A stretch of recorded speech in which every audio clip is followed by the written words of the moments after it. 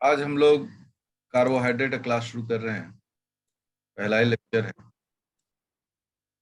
और कार्बोहाइड्रेट से किस प्रकार का सवाल कहीं भी पूछा जाता है। एक तो उसके प्रकार से पूछा जाता है, कार्बोहाइड्रेट हो, ठीक है ना।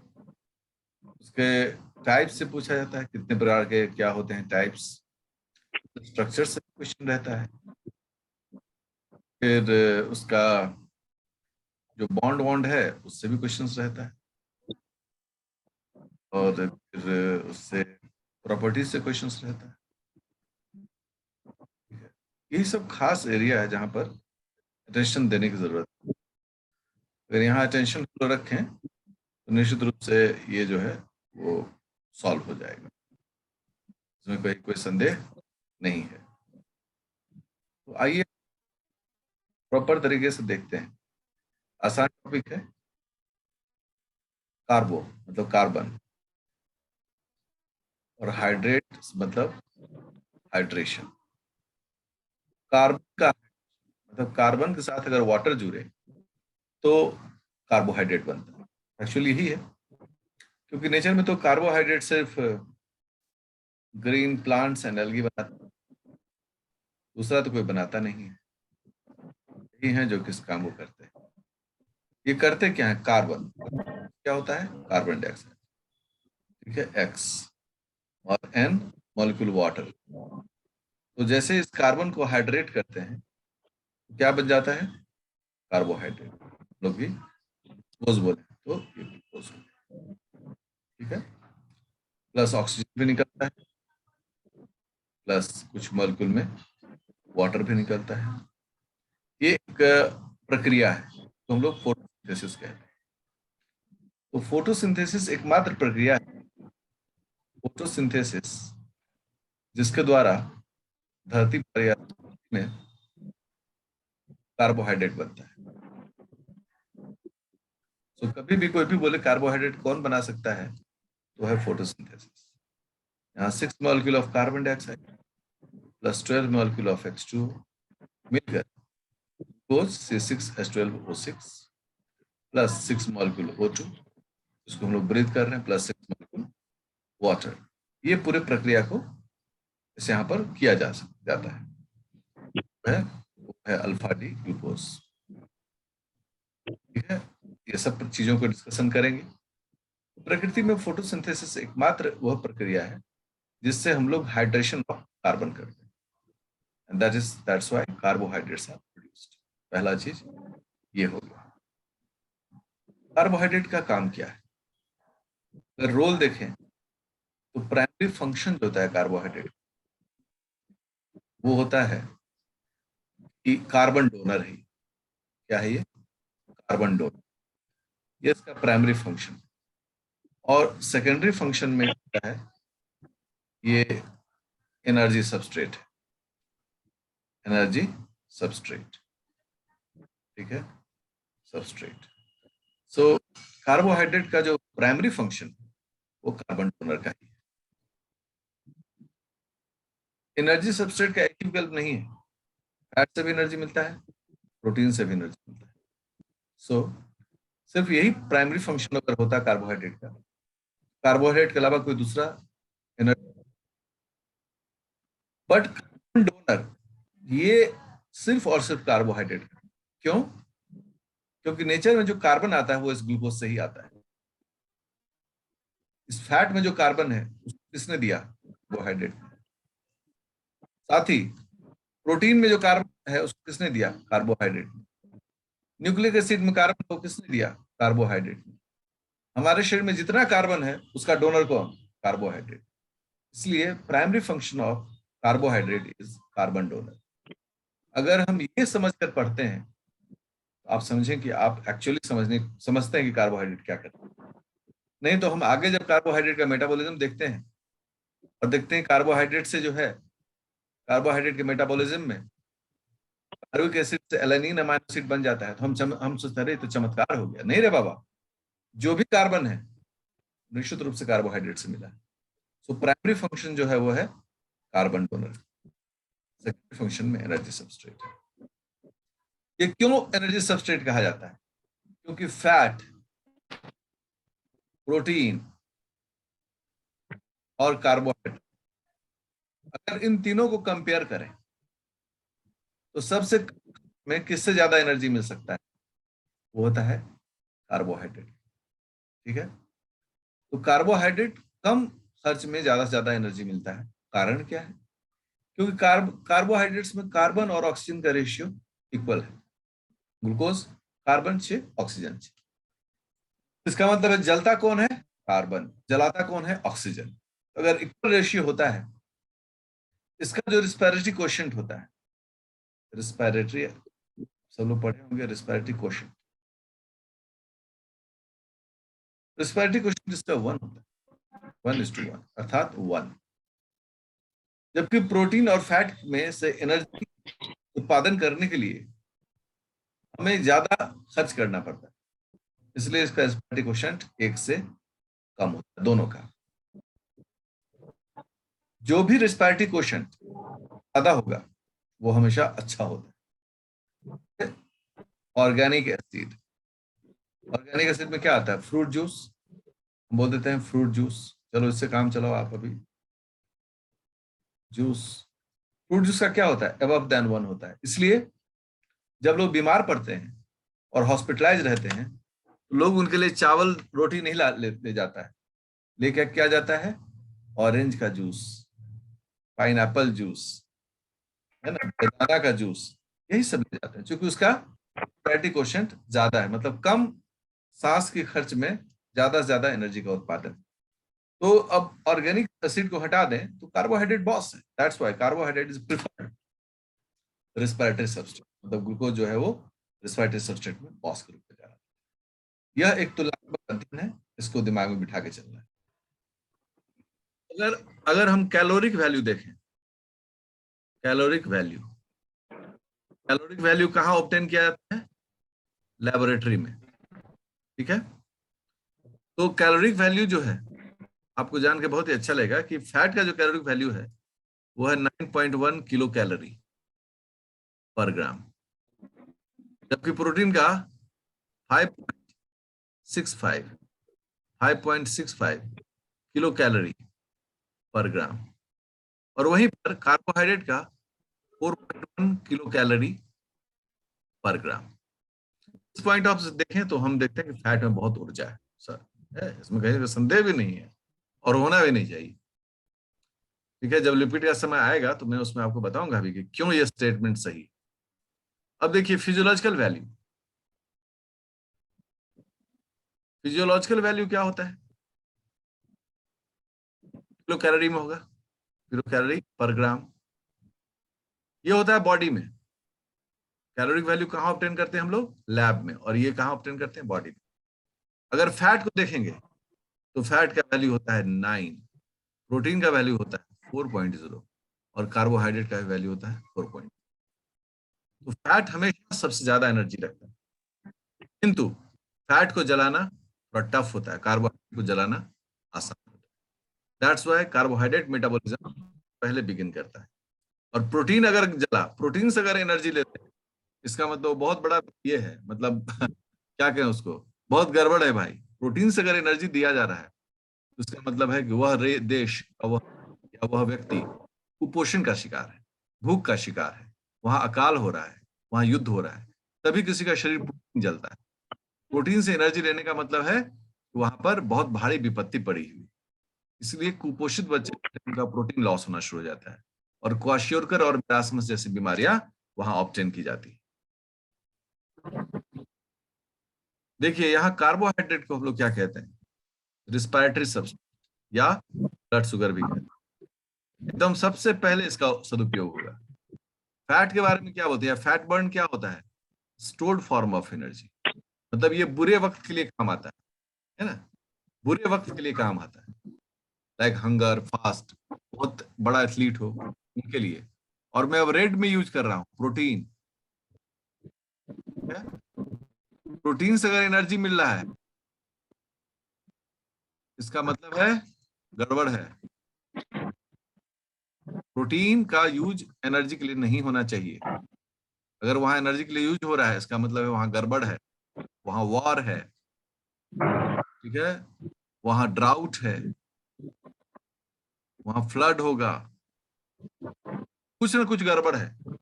और तभी प्रोटीन अगर जलने लगे तो फिर हम लोग कहते हैं कि वहां पर बीमारियां हैं, क्वाशियोरकर और मेरास्मस जैसी बीमारी।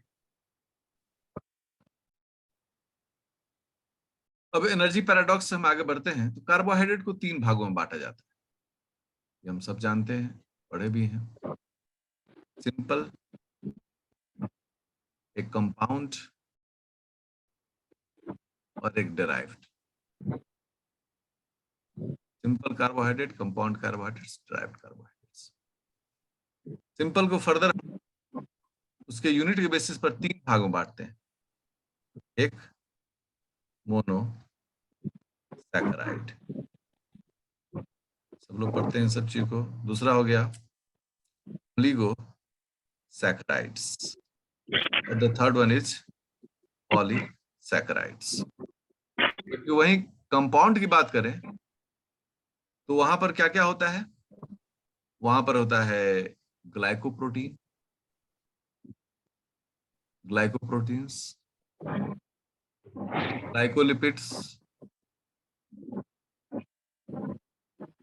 ग्लाइकोलिपिड्स, ग्लाइकोप्रोटीन, ये ग्लाइकोन्यूक्लियोटाइड्स,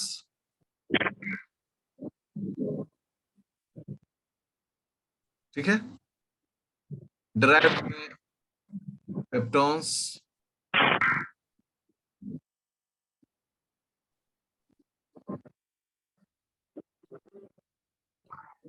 तो अगर डिफाइन करते हैं तो हम कहते हैं सिंपलेस्ट फॉर्म ऑफ शुगर जो आगे हाइड्रोलाइज नहीं हो सकता है। मतलब अगर आप उसको हाइड्रोलाइज करना चाहें तो नहीं हो सकता है। अगर आप उसको तोड़ेंगे तो फिर वो कार्बन डाइऑक्साइड और वाटर में जाकर कन्वर्ट हो जाएगा, अपने नेचुरल स्टेट में वो आ जाएगा। प्रिंसिपल मोनोसेक्राइड, प्रिंसिपल जिससे सब जानते हैं, ग्लूकोज। ग्लूकोज, और इस ग्लूकोज से बाकी सब बना है, बाकी सब। ग्लूकोज जो है वो बॉस है, बाकी सब उसके टमाटो सॉस है। मोनोसेक्राइड्स को हम लोग, मोनोसैक को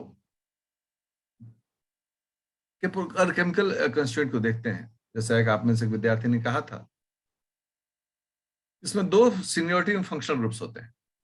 कौन कौन होते हैं? एक एल्डिहाइड या कीटोन, और एल्डिहाइड, कीटोन और अल्कोहल में एल्डिहाइड जो है वो ऑर्गेनिक केमिस्ट्री में सीनियोरिटी टेबल में ऊपर होता है, इसलिए सम्मान किसका? एल्डिहाइड और कीटोन का होगा। अल्कोहल का वैल्यू उस लेवल में नहीं होगा। इसी बेसिस पर जिसमें एल्डिहाइड होगा वो एल्डोज हो जाएगा, और जिसमें कीटोन होगा वो कीटोज हो जाएगा। You all it know. ओज लिया गया क्योंकि ओज से मतलब ओज से ग्लूकोज को हम लोग रिप्रेजेंट करते हैं, तो वही ओज को यहाँ पे ले लिया गया। भाई एल्डिहाइड वाला शुगर एल्डोज, कीटोन वाला शुगर कीटोज, ठीक है। तो पता चला कि मोनोसेक्राइड्स को हम लोग 2 भागों में बांट सकते हैं। इसमें नेम कैसे होता है, ठीक है, तो सफिक्स, अगर अंत में हम ओज लगा दें तो वो एल्डोज है, और अंत में अगर उलोज लगा दे तो वो कीटोज है। कुछ एक्सेप्शंस हैं, कुछ एक्सेप्शंस हैं, because they are very popular. लो एंड गैस उसको क्या बदलना है, उसको रहने दो ऐसे। जैसे एग्जांपल, गैलेक्टोज ओज है, एल्डोज है, यहां क्या हो जाएगा? गैलेक्टुलोज, लोज। राइबोज ओज मतलब एल्डोज, राइब्यूलोज उलोज मतलब कीटोज, ग्लूकोज ओज मतलब कार्बोहाइड्रेट का मतलब एल्डोज। लेकिन यहाँ एक बहुत पॉपुलर इसका उलोज है, और उसका नाम है फ्रुक्टोज। क्योंकि शुरू में फ्रुक्टोज करके ही बोला जाता था, अभी तो हम ग्लूकोज भी कह सकते हैं। लेकिन फ्रुक्टोज इतना पॉपुलर है तो बोला लोगों ने कि भाई बदलो मत, लोग बता दो कि भाई ये जो ओज है ये ओज के पीछे उलोज है। तो इस तरह से ओज और उलोज में हम लिखकर एल्डोज और कीटोज को रिप्रेजेंट कर सकते हैं। मोनोसेक्राइड्स को नंबर ऑफ कार्बन के बेसिस पर बायोलॉजी में, केमिस्ट्री नहीं बायोलॉजी में C3 टू C7 तक माना जाता है। ठीक है, अब C3 और C7 माना जाता है और इसके लिए जनरल फॉर्मूला क्या है, सब सबको मालूम है, दैट इज कॉल्ड CnH2nOn। और यहाँ n जो है बायोलॉजिकल साइंस में 3 to 7, केमिस्ट्री में 2 to 8। पर चूंकि हम बायोकेमिस्ट्री पढ़ रहे हैं इसलिए हम बायोलॉजिकल साइंस में जो कार्बोहाइड्रेट मोनोसेक्राइड आ रहा है वही करते हैं। बढ़िया। अब इसका एक टेबल बनाना चाहिए हमें।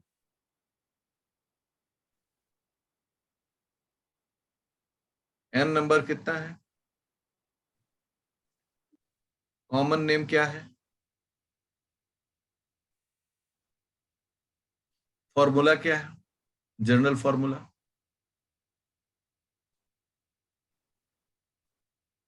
एल्डोज एग्जाम्पल, अब तो एग्जाम्पल हो गया ना, एल्डोज में क्या होगा इसका एग्जाम्पल और कीटोज में क्या होगा। एक टेबल बनाने समय चीजें पता चलती। सबसे पहले अगर 3 हो, n की संख्या 3, तो फॉर्मूला हो जाएगा C3H6O3। कार्बन का नंबर कभी चेंज नहीं करेगा। कॉमन नेम हो गया इसका ट्रायोज। अब इसका भी जो एग्जाम्पल है वो बहुत पुराना एग्जाम्पल है और उसको लोगों ने बदला नहीं, कहा वैसा ही रहने दो। और यहां पर क्या था, ग्लिसरल डिहाइड और यहाँ डायहाइड्रोक्सीटोन, डायहाइड्रोक्सी एसीटोन। बदला नहीं, लोग ऐसे ही रहने दिए, हम भी रहने देंगे, क्या दिक्कत है साहब। 4 टेट्रोज, 4 कार्बन, C4H8O4। हाइड्रोजन कारक और ऑक्सीजन में चेंज हो सकता है बट टेट्रोज में कार्बन हमेशा 4 ही रहेगा। ठीक है, अब इसके अंदर में जब आते हैं हम लोग तो आता है इरेथ्रोज और इसका उलोज होगा, नाम पड़ गया इरेथ्रुलोज। बहुत सारे एग्जाम्पल हैं, मैं एक एक एग्जाम्पल इस स्क्रीन में हटाने की कोशिश करता हूं। 5 pentose, you all know it, C5H10O5। Hydrogen oxygen में कम बेसी हो सकता है लेकिन कार्बन फिक्स है। इसमें राइबोज हो गया, डीऑक्सीराइबोज हो गया, इससे भी बड़े पॉपुलर हैं। जाइलोज हो गया, फुकोज हो गया, ऐसे बहुत सारे example. Ribulose, deoxyribulose, xylose, fuculose. I am not writing there, आप काम करिए उस पर। सिक्स्थ, सिक्स्थ के लिए हम लोग कहते हैं hexose. We all know C6H12O6। Glucose, but glucose के लिए ग्लूकोज यूज नहीं करते हम लोग, फ्रुक्टोज लिखते हैं। बाकी गैलेक्टोज, लैक्टुलोज, मैनोज, मैनुलोज, सेलो, ये सेलोबायोज नहीं, वो तो कैसे करते हैं। चलिए, ग्लूकोज, गैलेक्टोज, मैनोज, ये सभी पॉपुलर हेक्सोज है। गैलेक्टुलोज, मैनुलोज, ये सभी उसके फॉर्म्स है। और 7वें की बारी आएगी, 7th, तो नाम पड़ जाएगा हेप्टोज, C7H14O7। ग्लूकोहेप्टोज, ग्लूकोहेप्टोज एल्डोज का एग्जाम्पल हो गया और कीटोज का एग्जाम्पल हो गया सोडोहेप्टुलोज, सोडोहेप्टुलोज। तो इस प्रकार से ये टेबल और इस टेबल के पीछे जो बेसिक कॉन्सेप्ट है, कभी भी टेबल सीधे नहीं विद्यार्थी को बताना चाहिए। अगर आप टीचर हैं और बहुत सारे बड़े स्कूल कॉलेज में बनेंगे, पहले उसको तैयार कराइएगा, देखो ये एल्डोज और कीटोज है, फिर जनरल फॉर्मूला का आधार पर, तब इसको स्ट्रक्चर में इस टेबल में बनाकर उसे बताएं। अब मुद्दा हो गया कि ये सब चीजें तो बन गई, मोनोसेकेराइड अपने स्ट्रक्चर के बेसिस पर भी दो भागों में बांटा जाता है। मोनोसेकेराइड्स स्ट्रक्चर के बेसिस दो भागों में, एक चेन स्ट्रक्चर और दूसरा बेचैन स्ट्रक्चर, रिंग स्ट्रक्चर। ये दोनों इंटर कन्वर्टेबल होते हैं, अर्थात उसी चेन से रिंग बनता है, उसी रिंग से चेन बनता है। इसका मतलब ये दोनों अलग अलग एंटिटी नहीं है, एक ही व्यक्ति है। कैसे हम एक ही व्यक्ति होते हैं, जो छोटे रहते हैं तो बच्चे कहलाते हैं, फिर जवान, फिर बूढ़े और फिर स्वर्गीय। तो चेन और रिंग अपने स्ट्रक्चर को बदलते रहता है, म्यूटारोशन आधार है, उसके बारे में चर्चा। तो चेन एंड रिंग फॉर्म में होता है। उसके अलावा मोनोसेक्राइड्स को ऑप्टिकल फॉर्म, मतलब ऑप्टिकल आइसोमर, ये सब अभी बेसिक बता रहे हैं। इसके बेसिस पर भी दो भाग बांटा गया, डी टाइप, एल टाइप। जहां पर अमाइनो एसिड्स में एल टाइप का सिलेक्शन होता है, वहां पर सिलेक्शन क्या होता है, डी टाइप। तो नेचर है उसमें, सेल जो है वो सारा मैकेनिज्म में डी टाइप को ही पहचानता है। अगर एल टाइप कहीं पर दिखे, इसका मतलब है डी टाइप को लेकर एल टाइप में बदला गया है। तो ये बेसिक चीजें जो है वो आपसे मैं शेयर कर रहा हूं। सबसे पहला, रीड नेम, नाम पढ़ो। फिर क्या करो, डिसाइड करिए एल्डोज, एल्डोज है कि कीटोज, ये पहले डिसाइड करिए। Read name and right formula यहां कर लेते हैं, ठीक है, राइट फॉर्मूला। और उसके बाद डिसाइड कर लें कि वो एल्डोज है कि कीटोज है। अगर एल्डोज है तो C1 इज एल्डिहाइड, और अगर कीटोज है, if ketose, then C2 is ketone group. तो शर्त बना दिया कि एल्डोज कीटोज पहचानिए। अगर एल्डोज है तो C1 ही एल्डिहाइड होगा, कीटोज है तो C2 कीटोन ग्रुप होगा। पहला काम ये कर लिए। दूसरा काम क्या करना है, chain of carbon, chain of carbon draw करिए, ड्रॉ करिए। साथ में C1 या C2 का जो आपका फंक्शनल ग्रुप है उसको आप लिख लीजिए। उसके बाद चूंकि हम सब डी टाइप बना रहे हैं, तो हमारी जो अभी जेनरिक कोशिश है, एक्सेप्शंस को हटा दें, put one OH group on each carbon right side, हमारे जो राइट साइड है उस राइट साइड, एक्सेप्ट एल्डिहाइड और कीटोन, कीटोन उस ग्रुप को छोड़कर आप हर जगह OH डाल दीजिए। आपका स्ट्रक्चर बनकर तैयार हो गया 3 स्टेप में। बाकी में तो आप हाइड्रोजन देवे करेंगे, लेकिन ये 3 स्टेप आप फॉलो करिए, कोई भी स्ट्रक्चर आप बना सकते हैं। सर एग्जाम्पल बताइए, चलिए आते हैं एग्जाम्पल। राइबोज, सबसे पहले रीड नेम, फॉर्मूला लिखिए C5H10O5। बताना है कि एल्डिहाइड कीटोन एल्डिहाइड है, एल्डोज है ये। अब इसके कार्बन को का चेन बनाइए सेकेंड स्टेप में,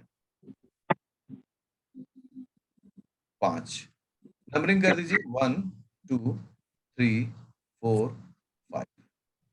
अब पहला कार्बन जो है वो एल्डोड, मतलब वो एल्डिहाइड का ग्रुप है। एल्डिहाइड ग्रुप मतलब ऐसे, सी डबल बॉन्ड एच।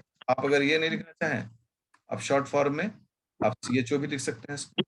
आप ये नहीं लिखना चाहें, आप इसको थोड़ा फैला के लिखेंगे, लिख लो भाई, हमें क्या है, बट ये यही ग्रुप रहेगा। बाकी का वैलेंसी करें, कार्बन का तो 4 वैलेंसी है, 1 2 3 4, 1 2 3 4, 1 2 3 4, 1 2 3 4। बाकी सबको OH दें, मुस्कुराता हुआ, हंसता हुआ, नूरानी चेहरा। देखिए OH, ये OH, जादुई OH है।